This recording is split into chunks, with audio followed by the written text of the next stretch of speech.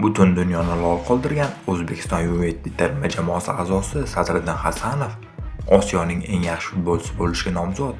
Assalomu alaykum. Kanalimizga xush kelibsiz. Yaqin daqiqalar ichida siz bilan Ekstra Sport kanali. Videolarimizga like bosib, bizni qo'llab-quvvatlayotgan barchaga rahmat. Aynan sizni qo'llab-quvvatlashlaringiz tufayli biz ishlashda davom etamiz. Demak, bugungi dasturimizni boshladim.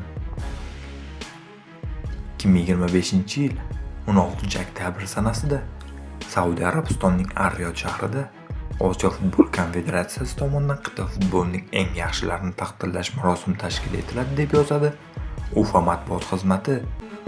Bugungi dasturimiz homiysi Linebet kompaniyasi. Eng katta bonuslar va yuqori koeffitsiyentlarni faqat Linebetda olishingiz mumkin. Ekstra 25 promo kodi bilan 3 million so'mgacha bonusni qo'lga kiriting.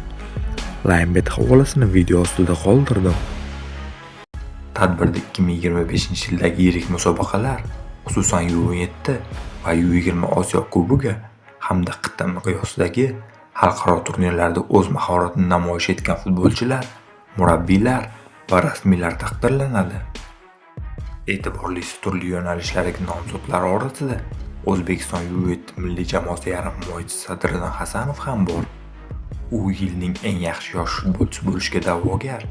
Hasanovga bu yo'nalishda Alex Badalato Avstraliya va Hamid Yusuf Saudiya Arabistoni raqobat qiladi. Eslatib o'tamiz, Sadriddin shu yili Saudiya Arabistoni mezbonlik qilgan U17 Osiyo Kubogining eng yaxshi futbolchisi sifatida e'tirof etilgan edi. U finalda mezbonlar darvozasini ishg'ol qilib, O'zbekistonga chempionlikni keltirgan edi.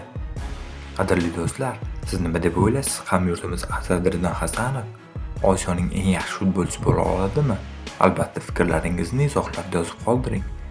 Videoga esa bir dona like bosib ketishni unutmang. Kelasi dasturlarda ko'rishguncha xayr, salomat bo'ling.